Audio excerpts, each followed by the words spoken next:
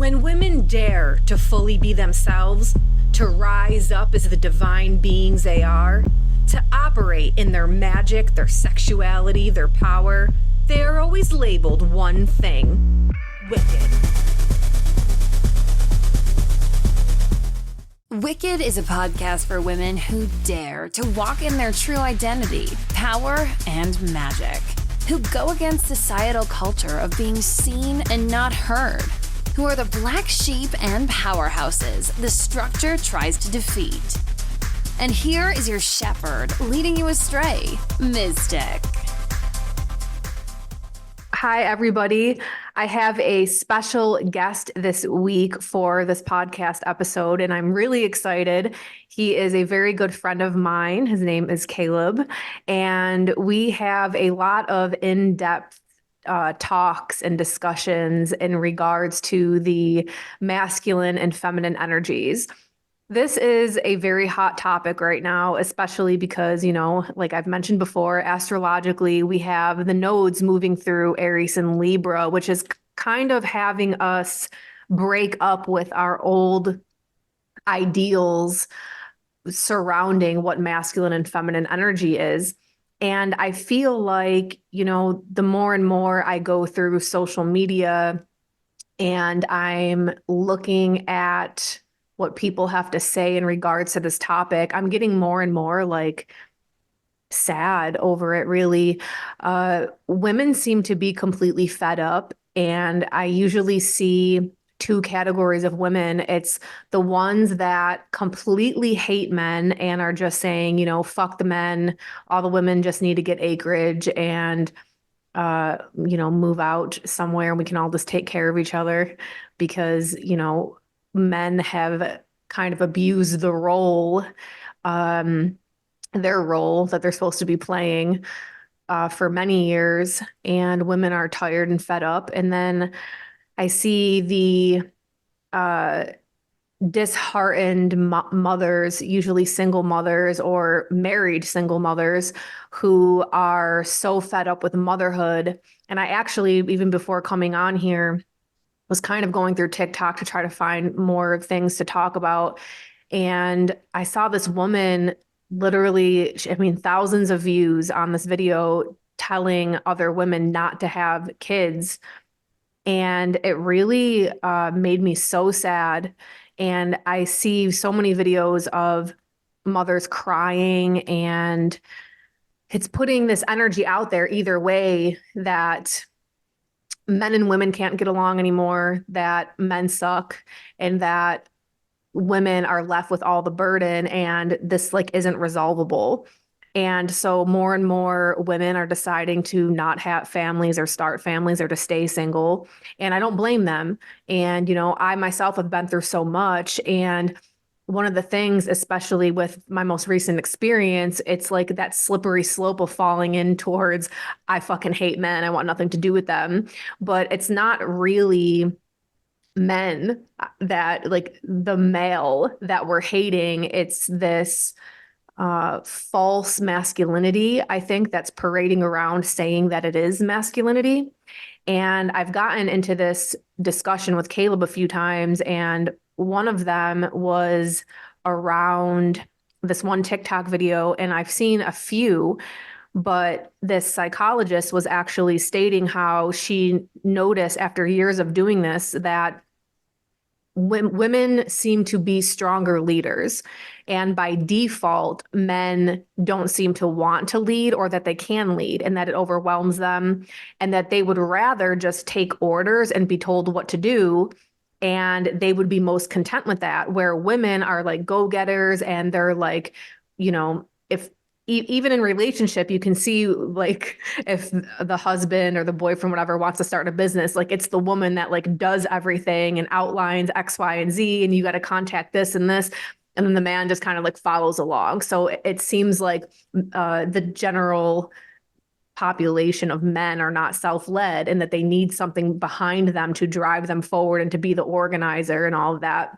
And so I was asking Caleb his opinion on this, and we got into this discussion about how the oppression of women is really just a byproduct of the feminizing of men that has happened over the generations.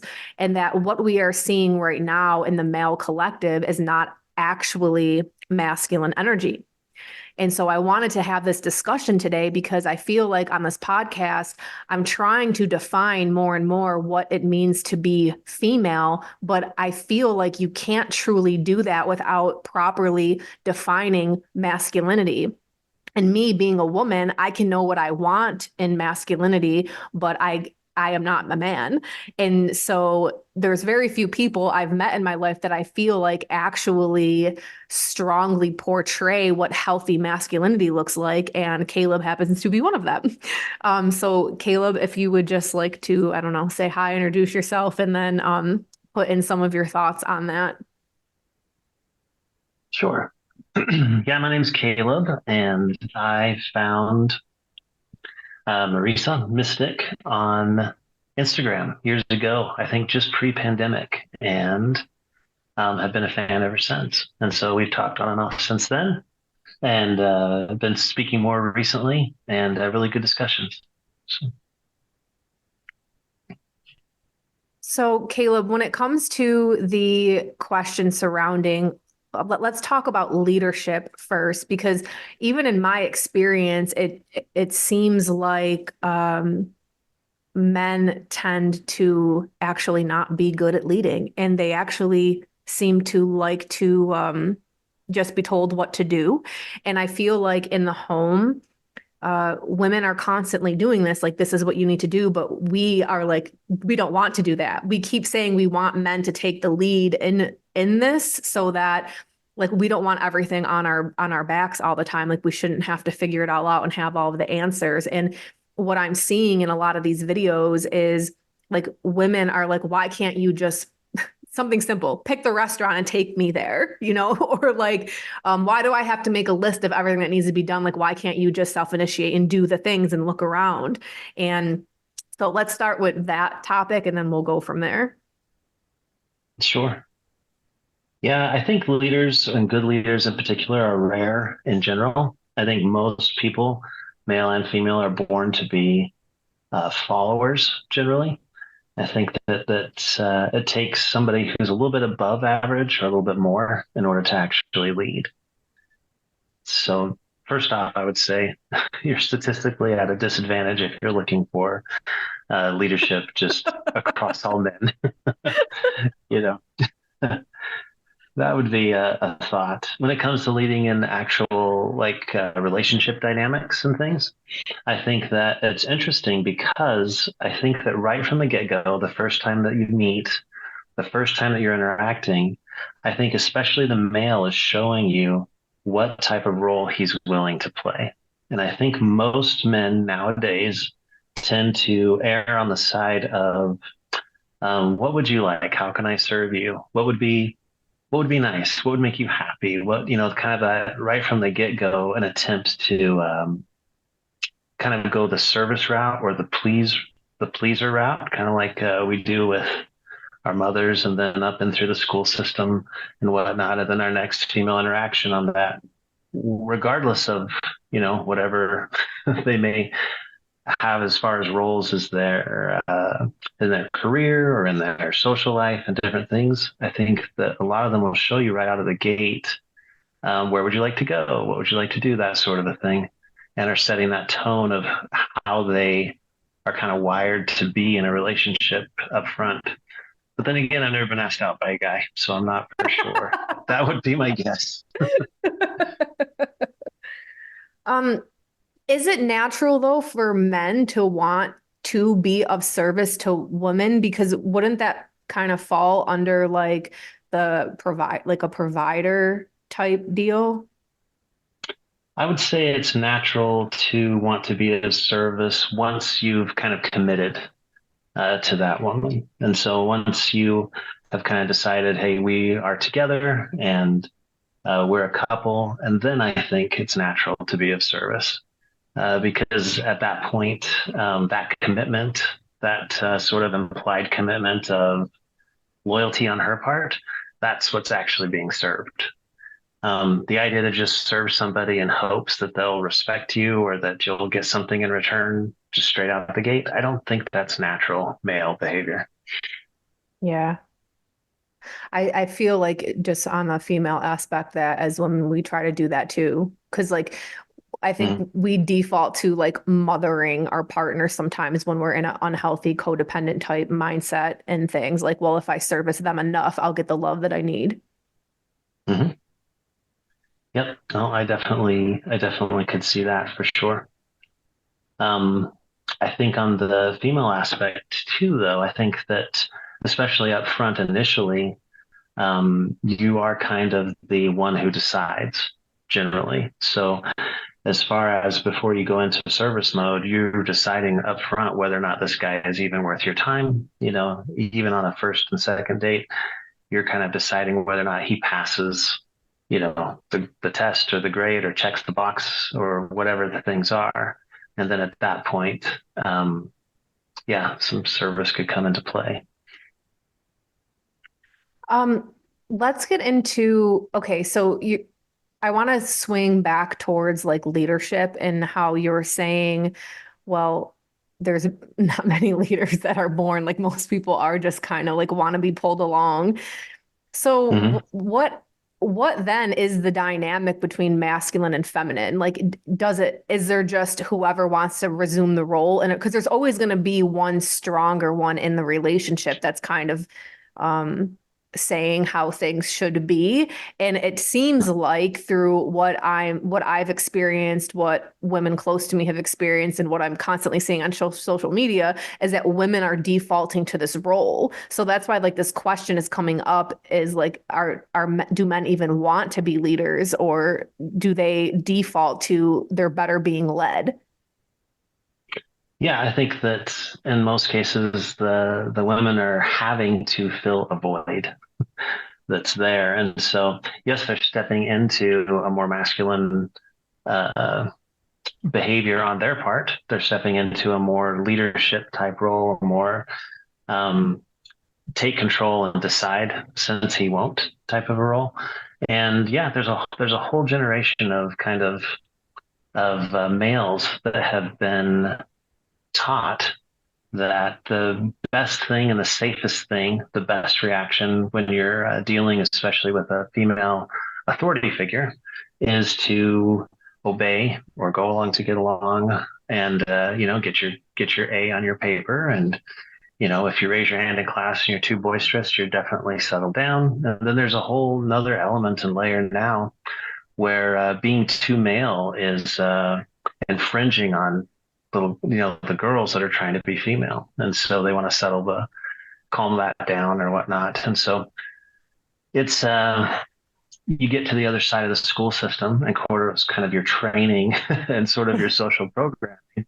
And yeah, a lot of the kind of the male boisterous, need to be guided male behaviors have been um, subdued up to that point.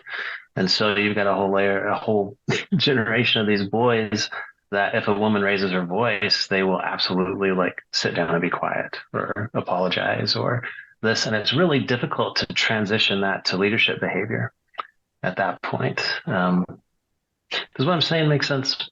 Yes, it does. So okay, I absolutely understand this.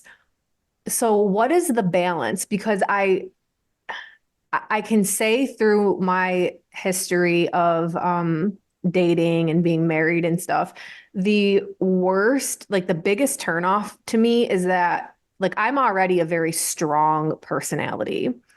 And Mhm. when a man backs down to me, it's like an immediate turn off. I get grossed out. It's like, why can't you? My most recent husband, he was the only one that never backed down to me. And I loved it because I felt like, yes, finally, like someone isn't going to let me steamroll them or allow me to change their opinion on something like that. I had met my match. That's what I always said. Like, oh, I finally like met somebody. But then I feel like there's this fake masculine energy that parades around as like they they feel like they need to berate or like yell or I mean some resort to violence in order to make themselves feel like they are bigger or in charge. And I feel Hmm. like that's a complete false. It reminds me of like an animal getting scared in the woods and puffing up its coat to try to seem bigger. So I Hmm. feel like this also has to do with this topic of like that's actually a weak male, it's weak masculine energy as well. Hmm. Yeah, overreaction like that, that all comes from insecurity. And so, yeah, you're hitting the nail on the head with it's kind of a fake puff up your chest, pound your chest thing. And most of the time when we go into insecure behavior, what we're hoping is that the thing that's making us afraid or insecure stops.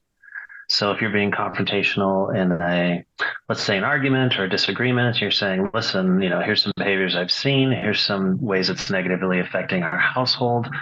And the insecure man feels challenged and called out instead of constructively criticized, then yeah, you'll get a whole series of these adolescent behaviors that are basically just self-protection on his part. But depending on the personality of the guy, he may take it to whatever extreme to make the what he sees as him being attacked stop. And so Right. that could be anything like verbal abuse up to physical abuse with lower IQ guys. It just Yeah, it's a tough one, and it's sort of the spectrum of human beings, but then also the spectrum of being male. Yeah. What do you feel like has happened over the last few generations that there's been this huge shift with like, well, let me back up a second. What can you define what like the feminizing of men is from your perspective, of course? Um, yeah, it's been a multi-layered situation or process for I think but overall, I think we've had, and this has been measured, but there's been a lowering of intelligence, which that cognition is so key for leadership or decision making. There's been a lowering of testosterone. And then socially, also, it's become um, they've like the ADD medications and whatnot. A lot of male behavior is medicated now. The other thing I would say is if you're afraid of confrontation, it's because you haven't had enough. You haven't been shown from a young age that it's okay to be confronted, sort through your issues, develop coping mechanisms and strategies to handle that, and then move forward, no harm, no foul. But we live in a very soft, kind of a feminized society where we're not allowed to punch each other in the mouth as kids, as boys anymore. And so we don't learn that after we say things that we shouldn't to people that are bigger than us, and get a physical consequence, that we're still okay and we can even be friends after that.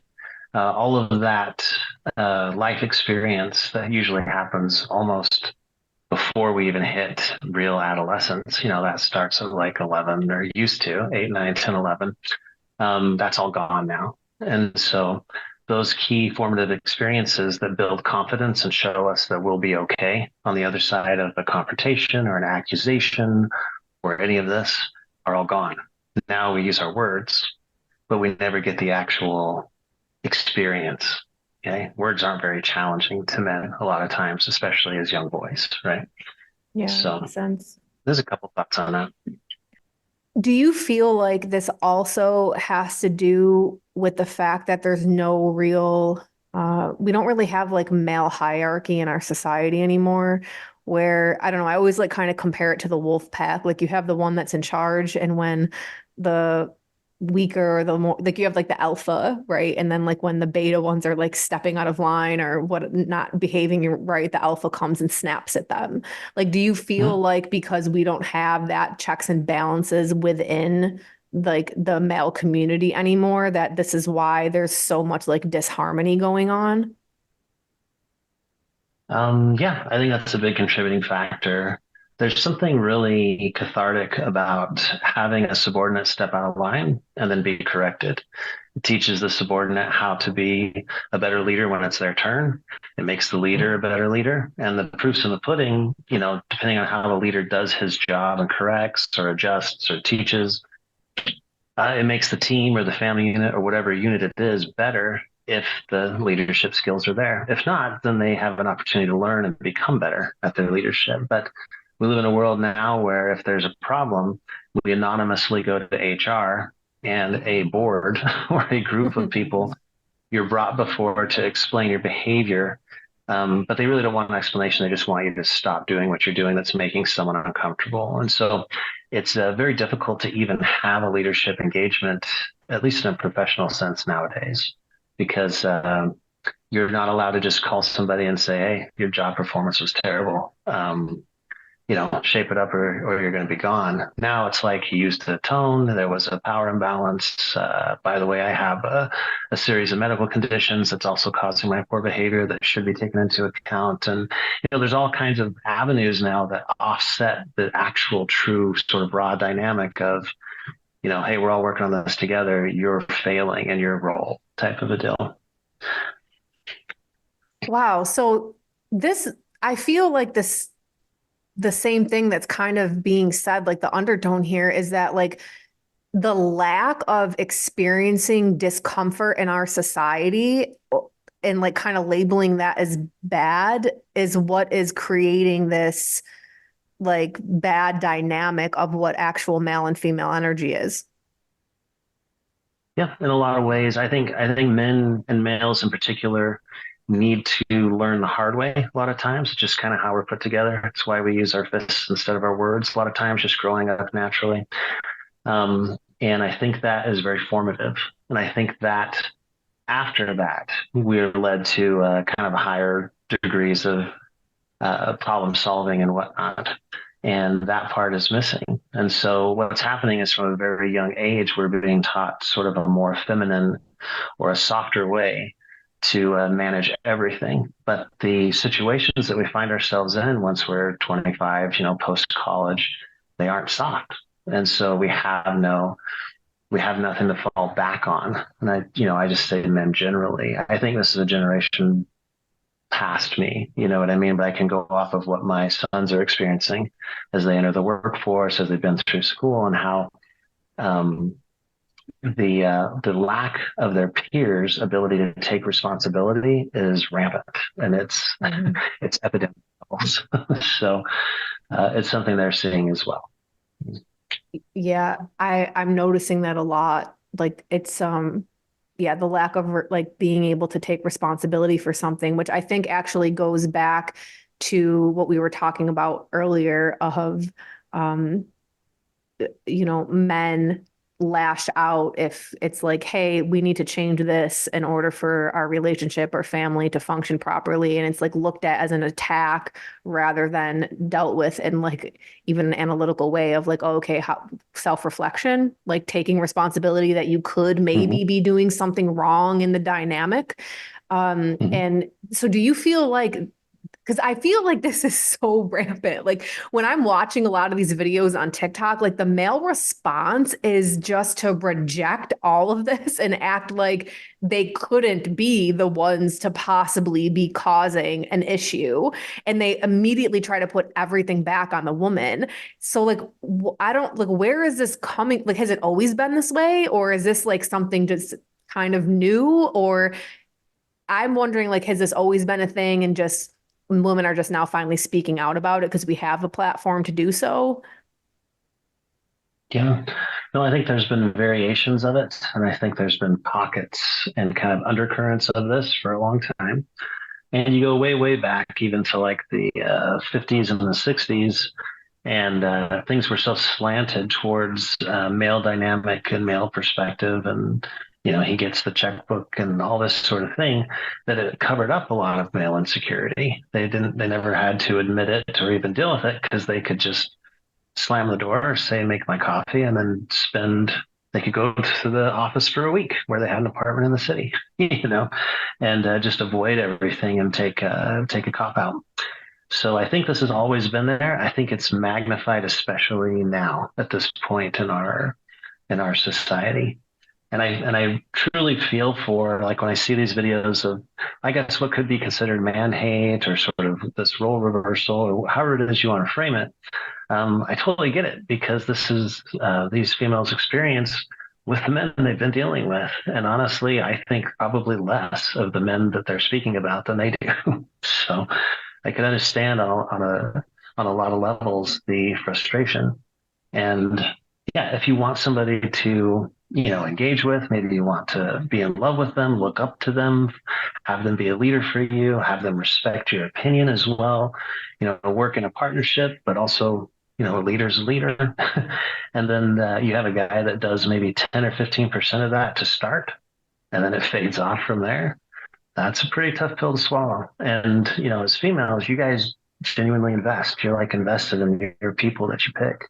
Mm-hmm. And when that investment doesn't pan out or he starts to go down, you try to help him, you try to fix him, you try to do all these things. But what you're doing is you're compensating for something that may just not be there. And that's true, especially of so many guys today. Yeah, I feel like that's one of the things that gets me in trouble for sure. And a lot of other women, I'm sure, can relate to what I'm saying here. And I think that there needs to be a realization from women that like men are completely capable of doing things. Like they can, if they want to change, they'll go out and seek the help to do so. And if they, and I think that we waste a lot of our time trying to mold men that like we're trying to mold them into something we want to say, oh, I know they can be this way, but I feel like we're just kind of projecting our own self onto them and falling in love or thinking that we can change, like, what's the word I'm looking for? Potential. We project a potential onto them.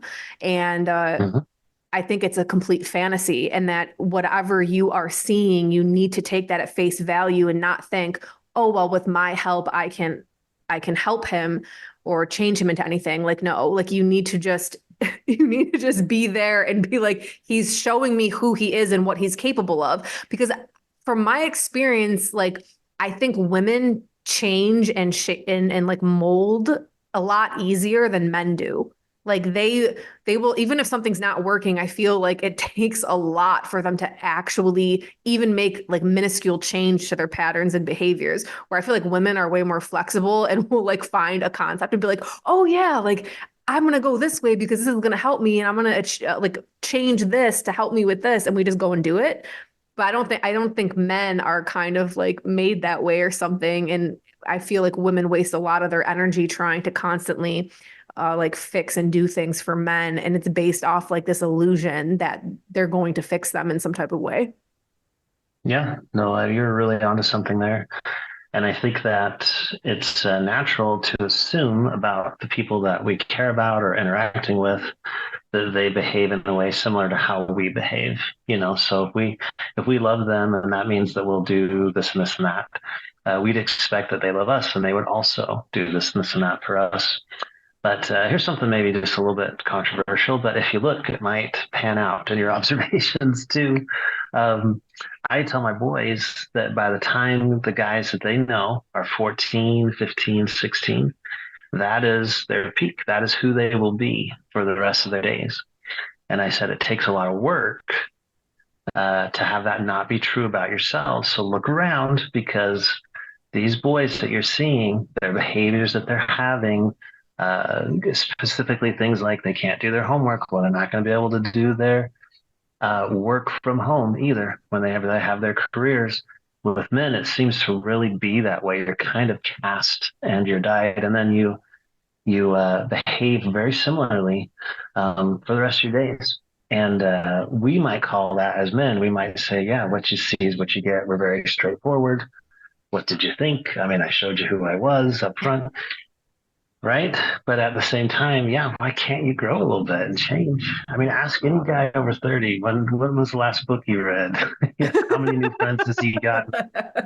It's very rare to find guys that are changing. Most of them want to stay, kind of run their patterns and to get the most money and the most fulfillment, romantically and whatever the case is, but without changing their behavior, just kind of running that tried and true trail that they run.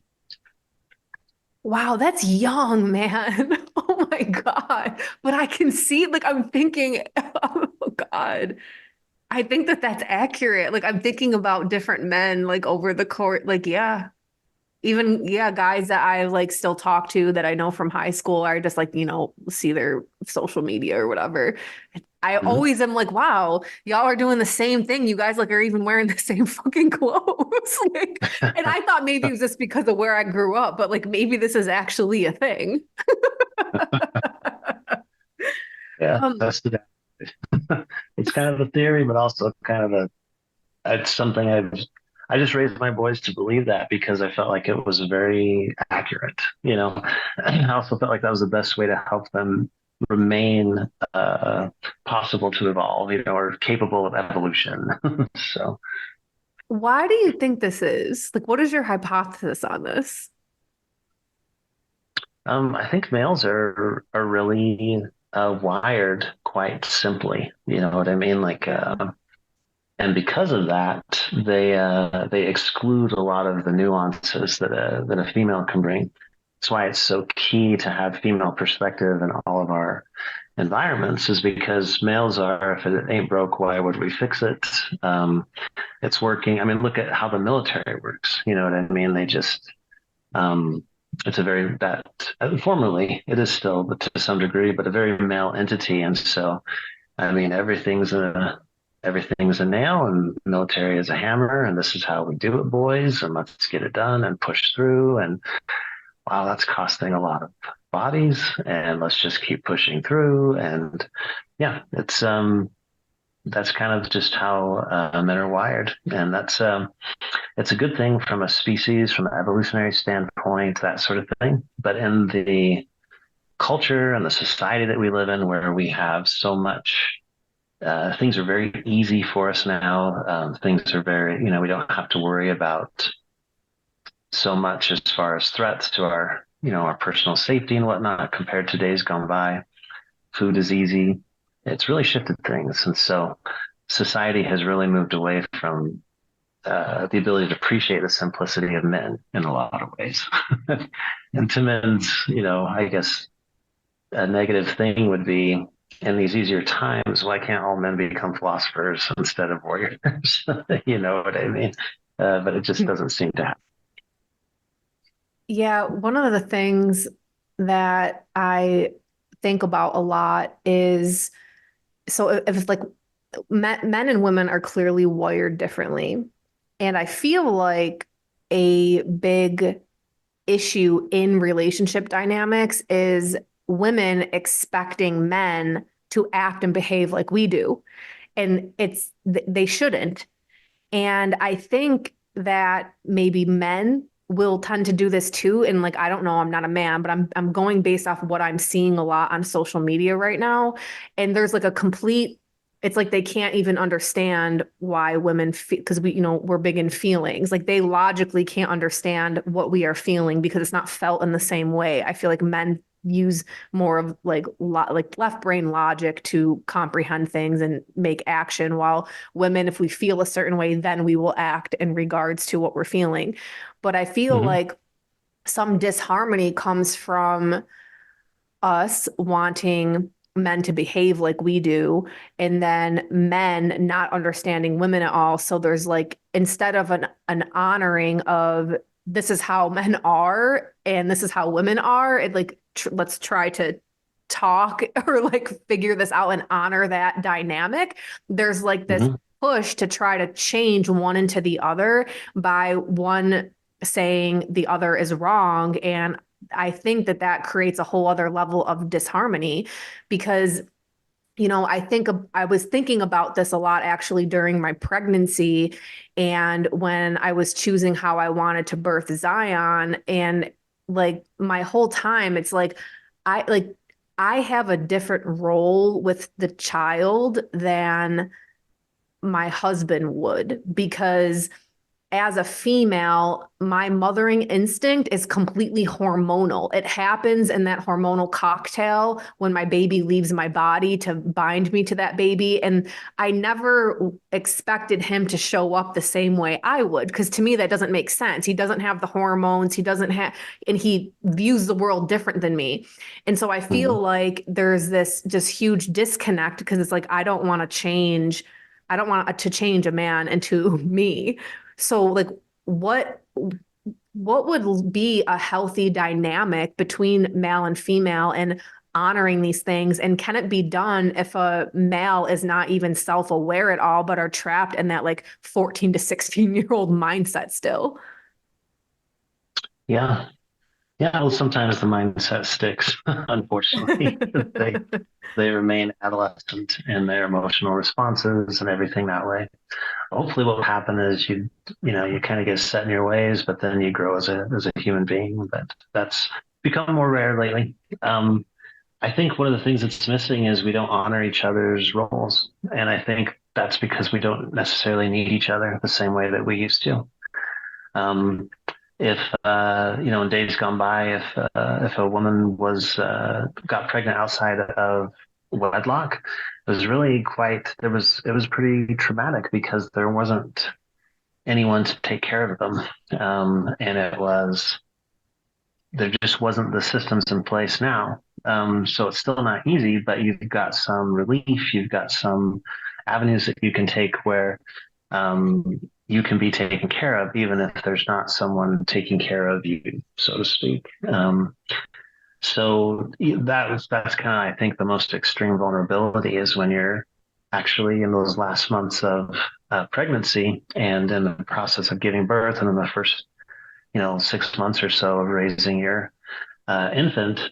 You just need help. You know what I mean? And it's interesting because at this point in society, you really can get the help you need, regardless of a man or whatever the case may be. And so we don't really need each other in the same ways that we used to. And because of this, I think that we've kind of transitioned from sort of honoring and treasuring the roles that each other play. And we've transitioned from that into sort of the muddied water of expectations. I want to be a strong, independent, female. You've got men that are like, I want to be like, what is it? These actors, these role models that are in the movies now where I never really grow up, and video games are a major part of my life into my 30s.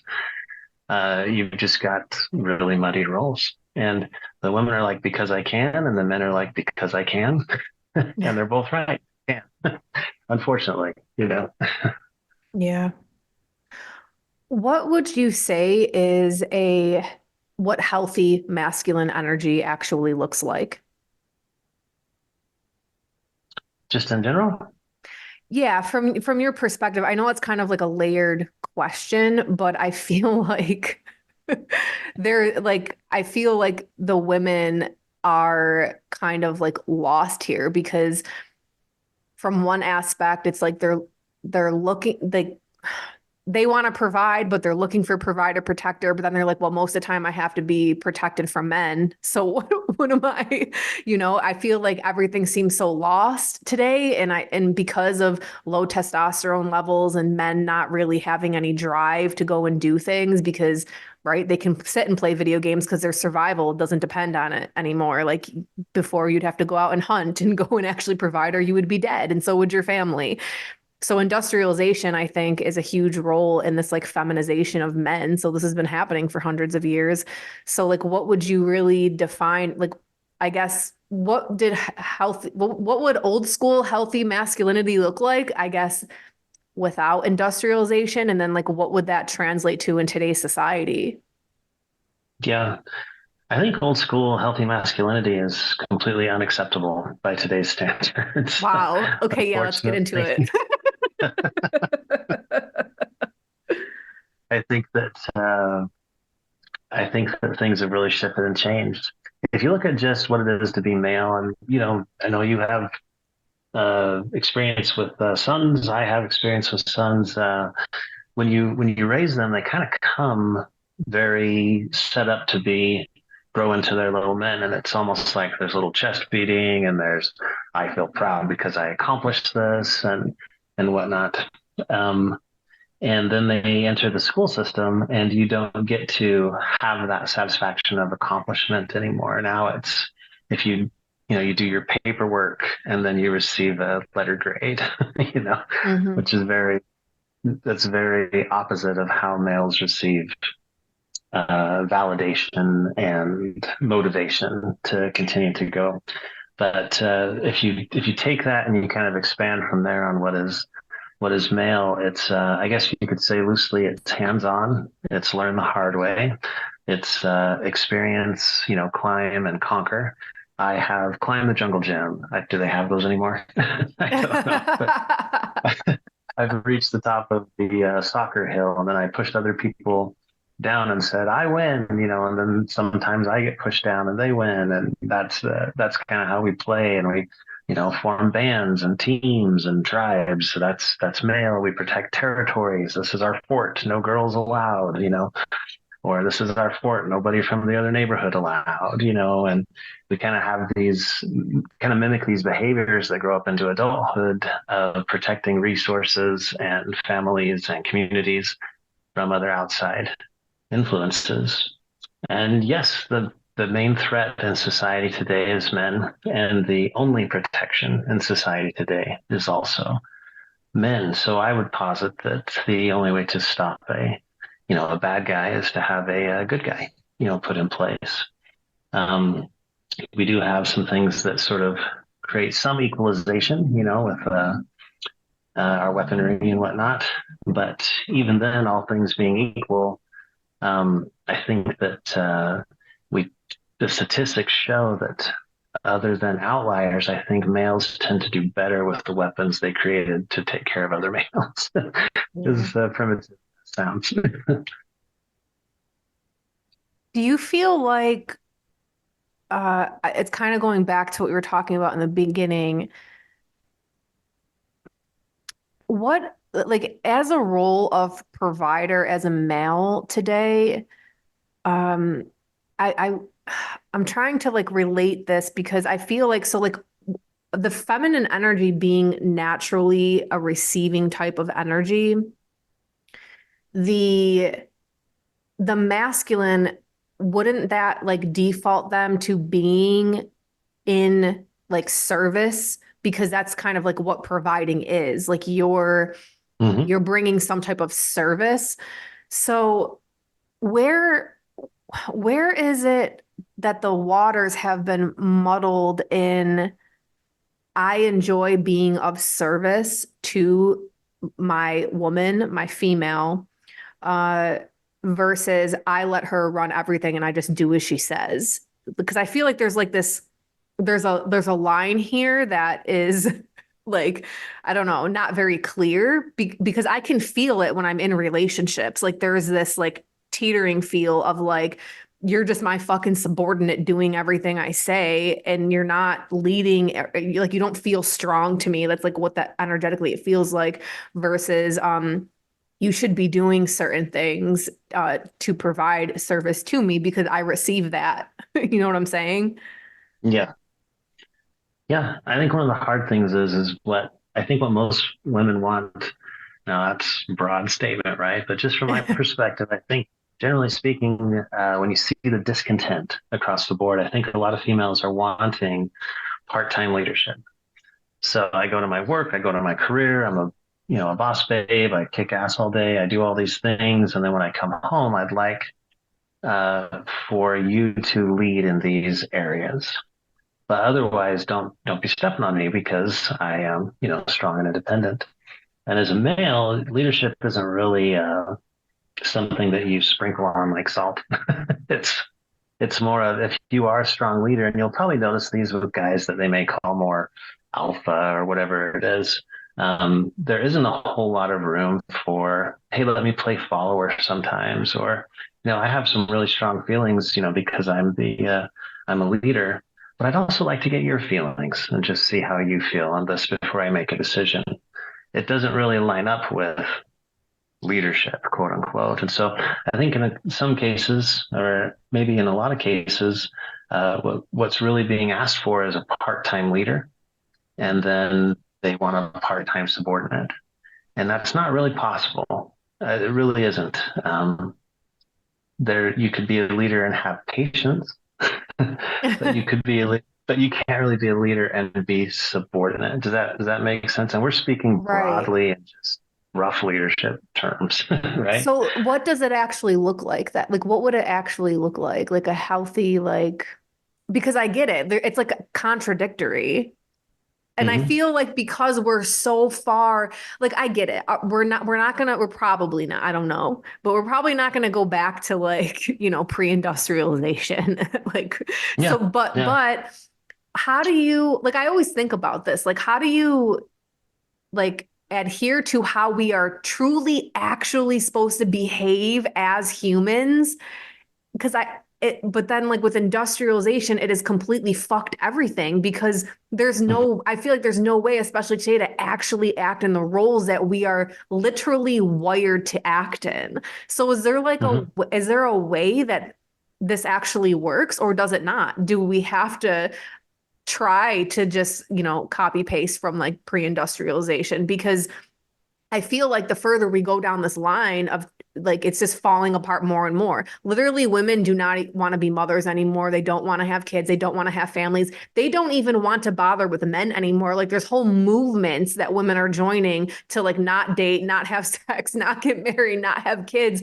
And it's like this isn't the answer. Like we need to Hmm. address what's actually going on here. And it's that neither of us are biologically acting in a way that we are hardwired to act as a species. Hmm. Yeah, I will say this. Generally speaking, I don't think we can move forward looking backwards. And so, whatever romanticized idea of the 19 whatevers we want to look to for roles, I don't think, I think that's, you can maybe reference that, but I don't think it's going to have answers for moving forward.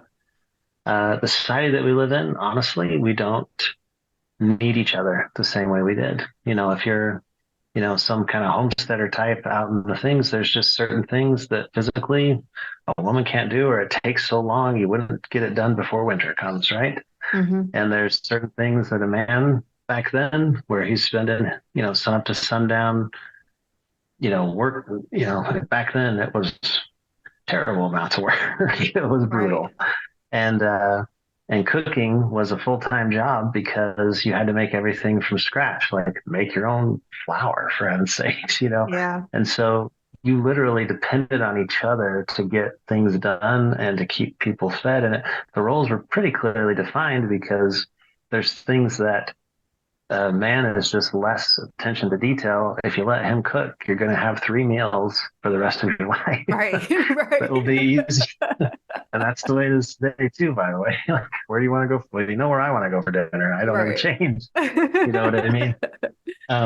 But anyway, those roles were clearly defined. So the great thing about today is if we want to get away from like everybody's discontent, because there's women that are kind of saying, I don't need a man and I'm not going to have one. And there's men doing the same thing. I don't even want to mess with women. And they're kind of these polar extreme existers out there right now that are also very loud.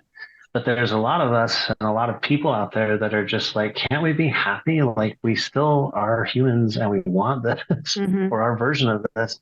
I think we can, the beauty of it is we can decide.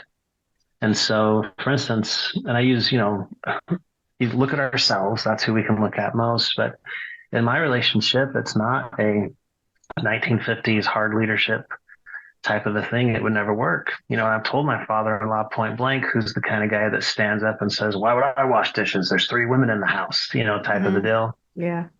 Um, I've told him point blank, if I treated your daughter the way you treat your wife, your daughter would leave me. It's like, I don't have the same quote unquote luxury of just being a dickhead like you do. And because let's call it what it is by today's standards.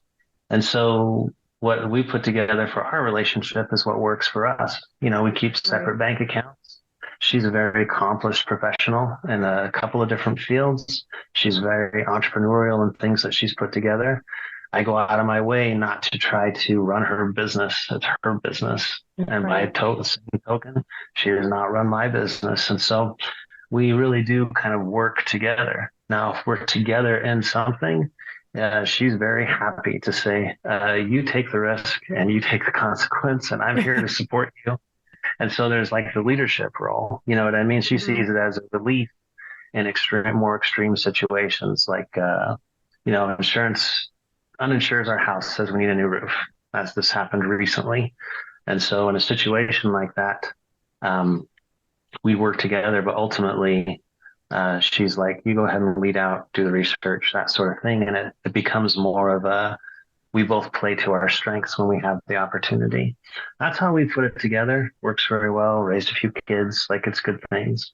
But I think that that's a lot of responsibility to put on the average person to come together and say, let's very intelligently and with as much forethought and far seeing as we can, put together what our expectations are for one another and understand those will change every so often. And let's do this together, because that's kind of where we're at in society now.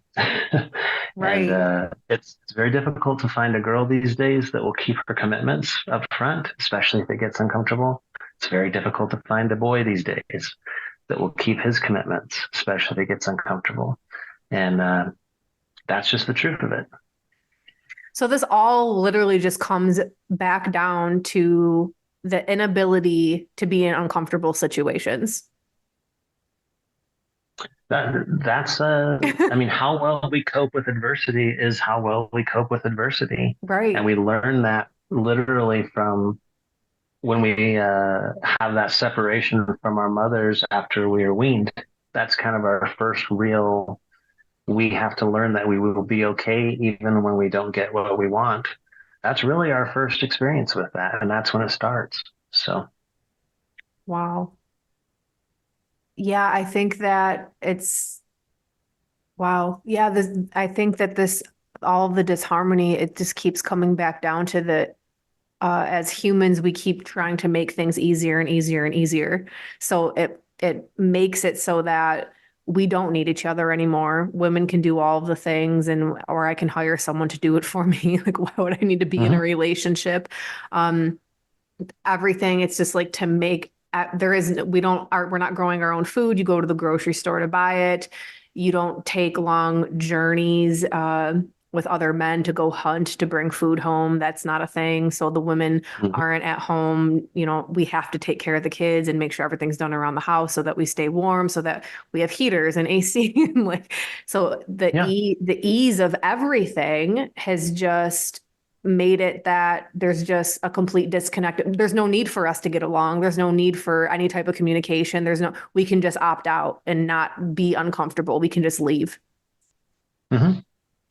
Wow. Yep. And you'll always have a very cushy, the stripped down safety net of our society today is a layer above the average person's life not too long ago. So yeah, it requires more responsibility on the part of us as individuals to, I don't need you, but I want you. So let's do this. right. That's pretty heavy, because I know a lot of women from yesteryear that as soon as their husbands die, it is a breath of relief. Yeah. And they clearly, yes. right? You've seen it, right? Mm-hmm. I see it all over TikToks, old ladies on TikTok saying how happy they were once their husbands died. Right. And on one hand, I'm like devastated for their husbands that spend all this time, being a good husband. And then I think, well, if they're that happy, how good were they? Right. You know what I mean? So I think it comes from it's always been a thing that women give up their life for the male, so that even like in the early 1900s, like the woman, okay, we don't have a say in anything. Like we stay home, raise the kids, and we do everything so that the man can go out and accomplish what they want to accomplish. And like we're in the background doing everything. And like I just did a podcast episode called Finding Passion last week. And it was like how important it is for women to stay and have a passion. And their passion isn't running their husband's business. And it can't be just taking care of the kids. Like, you lose your identity in these things and then never have your own identity yourself, and like, what are you going to do when the kids leave one day, or when your husband does die, and then you're just a woman with a different last name now, and you really have nothing that you've invested in your own self. Right. I'm kind of living through that right now as my in-laws, the father-in-law is becoming older, and he's made some choices, and now he's facing his first bout with serious illness. And the mother-in-law is left with, who even are you? Like, do you even have like an actual hobby, or do you just have an approved way to spend time away from your husband? And Wow. brutal situation to find yourself in, very brutal. Um, I think of women staying with their husbands out of the financial necessity Mhm. and how that kept so many people together that otherwise wouldn't have been. Yep. They stayed because all things weighed and measured. This is my best way forward. You know what I mean? And that is a form of being trapped, but also a smart girl to, do you want to live in the poorhouse and have to suffer and whatever the case may be out there in the cold world or whatever? Or do you want to maintain what you can maintain out of what you have here, what you, put yourself in? And this might be interesting. This might be a good time to talk about how, when we choose our way forward now, okay, we've got pretty much the world at our feet. You can make money by clicking on a keyboard nowadays. That doesn't take too much out of your body. You don't have to be lifting heavy things all day. Um, Females the same. You have the same opportunity, equal opportunity. For if you have an idea and you want to put together a business around it, you certainly can. Um, Choosing our way forward together, in that perspective, it's really great opportunity as a male to be like, all I want to do is keep you thriving and make you happy. And I have this thing, kind of a perspective I've developed is, as men, we tend to find this beautiful thing. And I may have mentioned this to you before in passing, but we find this beautiful thing, this flower, and we just love it to death. This girl that we found. And so the first thing we do is we pick her and we cut her off from her roots, and we take her and we put her in a vase, and we think, how fantastic is this? But we've started the end right at the beginning. Yep. And soon enough, she fades, and then we're bored. And then how terrible is that? And I think it takes a lot more thought, but it's so possible. You don't have to pluck her from where you found her. You can grow together and appreciate without cutting anybody from their root Yes. system. So she's allowed to continue to be and to grow. She's not yours. You don't own her, don't possess her. And vice versa. And you're able to kind of grow together. This is a choice that we can make now that in the past, Yeah. guys out west went out east, found a wife, brought her out west. And that was, babies and cornbread from there Right. forward. Right. And that's not, we have a different choice we can make now, hopefully. That's a perfect, yes, you've said that to me in the past, but that's like a perfect analogy of what's happening. It's like, oh man, it wilted and died. Right. Well, I'll just throw it to the side and go find something new. Like go pick another flower. And I kind of laugh because sometimes I meet men that are on their like fifth marriage, and I'm just like, yo, Hmm. have you ever thought perhaps the problem is you? Because somehow, oh, I pick them wrong every time. I literally pick them, right? Like I pick them wrong Yeah. every time. I always end up with the crazy ones. Like, did you pick a crazy one, or did you drive her fucking mad? Five Yeah. different women? Like, one of the things I wanted to also touch on that me and you have spoken about before was the extreme drop in testosterone levels in males today. And I was reading an article a few months back that said that 20-year-olds today have the same testosterone levels as 65-year-old men did 20 years ago. That's Hmm. I mean, I'm sure there's all kinds of reasons for this. We can get into diet and food and plastics and all of that. But the way what me and you were discussing was about the lack of physical effort that men have to put into anything. So I wasn't actually aware of this, that men's testosterone levels actually get higher when they're doing physical labor versus today, like you said, you know, guys are in their 30s still playing video games, and they go to work and sit Hmm. behind a desk and then come home and play video games and then go to bed and repeat. Yeah. One of the ways you can boost your testosterone if you're male, is to run sprints daily. And it'll, a lot of guys that are on TRT, testosterone replacement therapy, if they ran sprints 3 or 4 times a week, they would probably have better results than their Wow. injection. And this isn't, it's not really debatable. This is just measured sort of statistical information of if you do this, do you get this type deal. But yeah, the actual physical exertion, the competition, and the ability to win, that boosts testosterone. Who knew? And so men today, if they need a shed, they go buy one from Home Depot, and they don't even have to buy it outright. They can finance it, so you don't have to actually have the income to afford this thing. So it's all so Yeah. easy. So you go out and you just put a shed somebody else made on your credit card, and then you don't bring it home or put it in place. They do it for you. It's part of the benefit. And now you have a shed. I am man. I have shed, right? Well, in days gone by, you cut a tree down, you made the wood, you planed the planks out of there, did the thought process and the planning, you chose your placement, did all this. And when you built that shed, you tapped it on its butt when you said, you're going to last generations, right? Wow. That in and of itself, as trite or as simplistic as it may sound, this is something that boosted testosterone. It was a part of a manly testosterone filled life. Why would I buy this when I could make it? I shot this deer. I have made shoes. I have made a coat, that type of a thing. And we don't have, if you think of the average man's week or even month, there's nothing in that time frame where he is able to build something that matters, compete in any significant way and win, or exert himself physically in any real way. We're to the point now where, instead of actually living a life that reinforces this sort of accomplishment, physical accomplishment, instead now we run on a treadmill, or we go to a special place called a gym and we lift weights for however long, half hour, hour and a half, whatever it is. And that takes the place of actual physical accomplishment.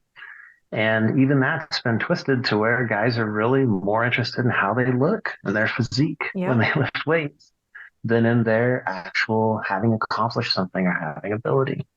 Mm-hmm. So it's a very interesting world we live in from a male perspective now. Yeah, I can imagine. I feel like I don't know, I've always had this like more of a draw to like okay, so like on social media you have like these people like well first of all, when a man says that they're an alpha male, you know right away that they're not because they're saying it. But number two, it's like these men, they always kind of like parade around like they have so much money and they have like jewelry on that's like expensive and these like suits. And to me, I'm like, that is not masculinity. But like in our society today, it's like, oh yeah, you climb the corporate ladder, or it's like shown, oh, you're an accomplished male by how much money you make. But like for me personally, at least, like I can't speak for all women, like that's never really been like a masculine type turn on for me. It's I'd rather have a guy that can climb a physical ladder than a corporate ladder. Like it doesn't Mm-hmm. it doesn't cross like in my own wires in my brain that this is like a manly man because he brings home a bunch of money. Like I feel like it's like when you walk by the construction sites, like I'm gonna check out all the guys in there because they're working with their hand. It's like you can smell the testosterone on the job site, Right. versus like walking by a building and like, oh, I wonder who works up in that office on top. I want there's like that whole there's a trend on TikTok, like I'm looking for a man in finance, 6'5", blue eyes. I'm like, not me. I'm looking at the construction worker because they can like build a house for me or some shit. Like, so I think that I don't know. I feel like women are also like kind of brainwashed into this, that they're also looking for a feminized male that naturally now has low testosterone. But like, Right. I don't know. I feel like I can smell testosterone a mile away. Like, Yeah. Yeah. No, it's attraction is really an interesting thing, and they've done tests on this, and I find that, like evolutionary psychology is kind of big in some groups or fields or whatever that are involved with this male-female dynamic. And I find it interesting. They have done testing. I don't know that I always agree with, the assumptions that are made, but yeah, in general, I think females, there's so many levels to their attraction, and it's nuanced and it depends on a number of factors and it will change. It's a moving goalpost as far as attraction goes. So when you actually find a man that holds your attention for a longer term, that must be quite a man, right? For males, it's pretty straightforward. You know what I mean? Like, if a good analogy might be fishing lures. If it's bright and shiny and wiggles, we will absolutely. So it is what it is, right? Visually stimulated. But yeah, as far as like your ability to actually find a real man in days gone by, and this is for the majority, and this goes back way back, but even just recently, it was more masculine to do the time to build a life, long haul, small income, raise your kids honorably, true to your wife, do your thing. That was what really other men looked and said, there's an honorable man. There's somebody to admire, to look up to. As the world's become more materialistic and consumeristic, women, I think, like whoever's the king of the heap, type thing, kind of attracted to the best of the bunch, I guess you could say.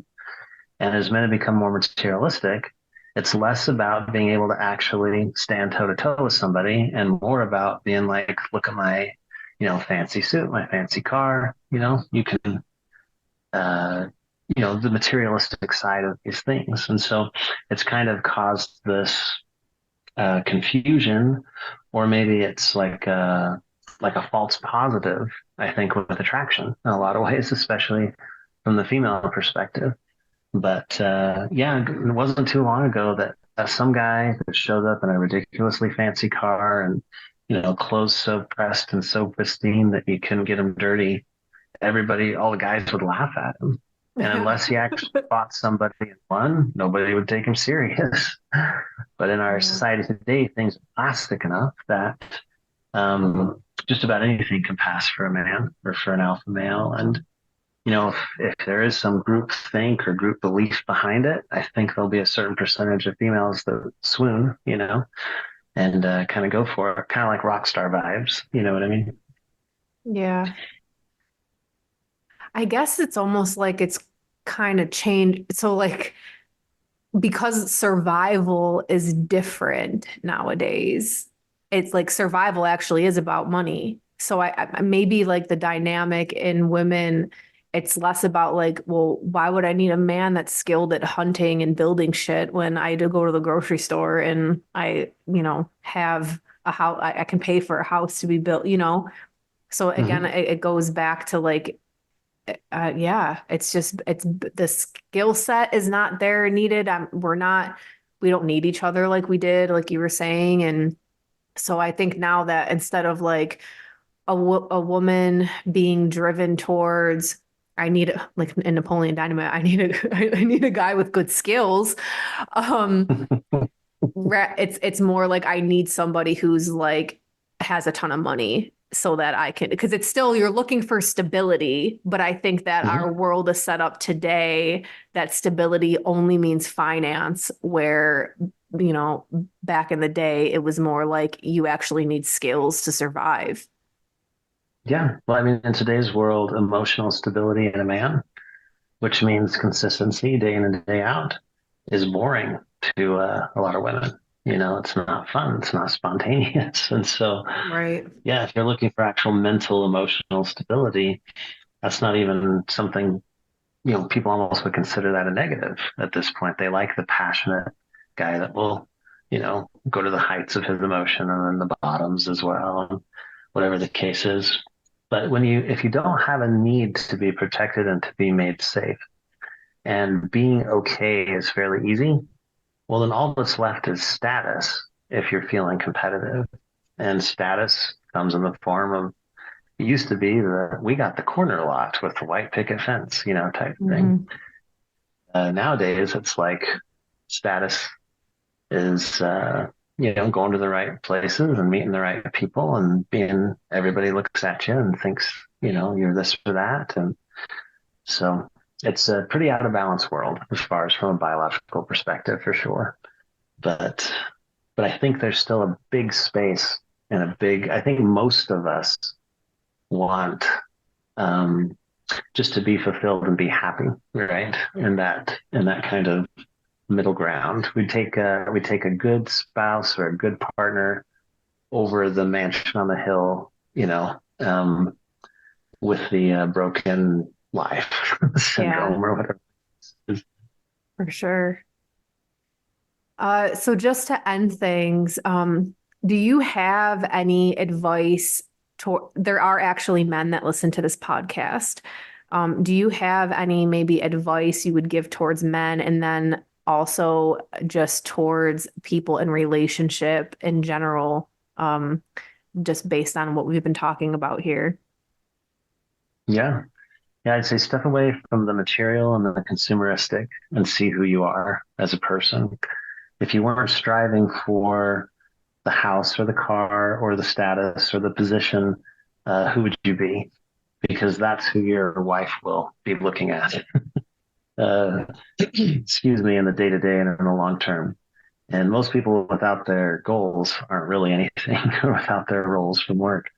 Yeah. So beyond that, get physical, get strong mentally and physically. And that's just by doing hard things. So find something that lights you up and become very good at it. And yeah, get less consumeristic and get more physical. As far as the girls go, if I hear a female out there and she says, I don't need no man, I'm like, we know. That's why it sucks. Yeah. We find you attractive. We'd like to get to know you, but you do not need us. Yeah. So, for on the female side, I'd say just evaluate what it is that really will fulfill you in the long term. Men are very good at upfront fulfillment and then ride that wave, indefinitely, our patterns, our habits. With females, you're going to need to have consistent peaks and valleys of attraction and commitment and things that continue to keep you interested and fulfilled, I would say. So when you're looking at your life, if you're saying, I don't need a man, throw 20 years on that and make sure that that looks 20 years from now is something that will fulfill you. And if the answer is yes, go hog wild, go as deep into it as you can. If you're looking to create something with a partner and whatnot, I would just keep the belief alive and the understanding alive that like attracts like. And when you become the kind of person that will attract the kind of man that you're interested in, you may have a lot more options than you did previously. And so, and if that's something you want to build a life with, I think you can be super fulfilled on your own and then find somebody to come along for the ride too. So that would be my take. And that's what I tell my boys. Awesome. Thank you so much, Caleb, for coming on the podcast. You're my first male guest. So awesome. Yes. I definitely wanted to, get a male perspective on things, because I do truly believe that in order for us as women to understand femininity and what true femininity is, we actually have to understand what real masculinity is. And just like there may be a lack of true masculine role models for men to look up to, I think that also is what makes women suffer as well, because we just know that this isn't it. So, but we're not really sure, what is there even to look up to say oh, this is the thing that I want, because, our society is just so, I guess I'll just use the word easy today, because that's what it comes down to. What I feel like the whole theme of this podcast is boiled down to is this: everything's so easy. And so therefore there's no more roles to be played. Well said. Yeah. Well, thank you so much, Caleb. And we will talk to you soon. Absolutely. Thanks for having me. Want to be part of an online community filled with other badass women supporting each other on their wicked journey? Check out my online community, the Wise Woman Network. We have classes, courses, online community meetings, and more. Activate that sleeping goddess within and unleash your divine power. Join me today on a free trial to all my listeners. Link is in the show notes. I'll see you there.